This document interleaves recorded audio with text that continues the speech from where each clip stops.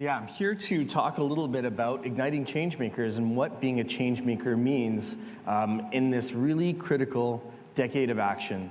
So I really think that we have like 10 years to really turn around the narrative on the planet, and I'm going to show you some of the early projects that we've done with Age of Union.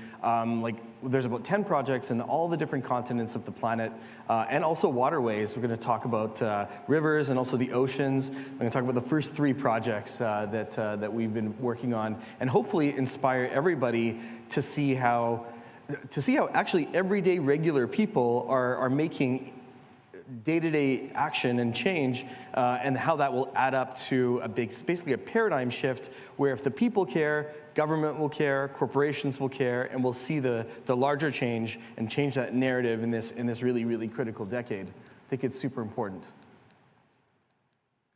So part of the mission of Age of Union is to align with the UN goal that's called 30 by 30. It's protecting 30% of the nature that we have remaining and 30% of our waterways and marine areas by the year 2030. It's really important that we make sure that we do protect these areas for wildlife, for our own human health, and it is the frontline fight against climate change. If we can conserve these areas that are the most biodiverse areas, the richest carbon sinks, then we have a real fighting chance to make material change towards climate change. Also, when you save an area, and I'm going to show you the Amazon, I'm going to show you a couple different places where we're working. When you save these areas, we can actually see things happen. You know, climate change is this big, abstract, and very scary thing that we have looming in front of us, and sometimes it's hard to figure out what you can do. But when you see on-the-ground conservation being some of the most effective ways to fight climate change, it actually feels like quarter by quarter, month by month, day by day, we can actually do something about it. So why did I even get into this? How did this all start? Of course, Sarah mentioned I'm a tech leader, but I've been involved with conservation and it was an environmental protester since I was 17.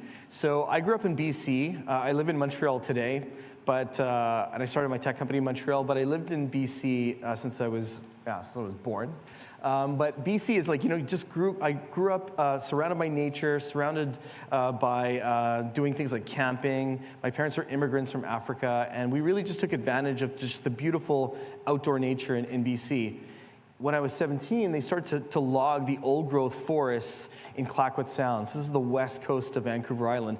1,000-year-old trees just being cut for kilometers and kilometers. And when we went to this is a picture of baby Dax, 140-pound version.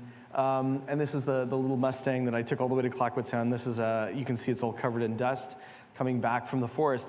So literally driving kilometers across Vancouver Island, it was moonscapes, just clear-cut, dead trees, destroyed ecosystems, animals with no homes for miles and miles and miles. And finally, when we got to Clayoquot Sound, we saw we were protecting the last stand of these 1,000-year-old trees, and through the protests, and through our direct action, and through challenging the government, we were able to save Clayoquot Sound.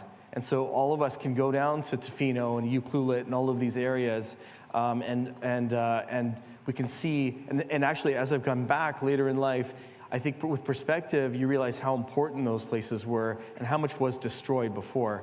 And so that really set me on this journey of like seeing how direct action and protesting and raising your voice and showing up can really make a huge difference.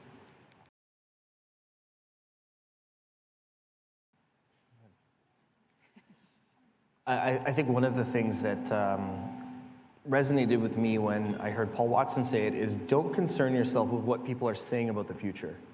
What you do in the present creates the future. Because there's a lot of doom and gloom, and obviously, from what I presented, we're not about doom and gloom. We want everybody to understand that the present and the present actions are going to be the future. We fixed the ozone layer collectively. We were able to bring back whales from extinction. That was because people decided in the present that they were not going to subscribe to whatever prediction there was. And so I think that's like, we now can imagine whatever world we want that's more connected to nature, more in harmony of nature, and then work towards that with the things that we're doing in the present. And I think that that future is dictated by present action.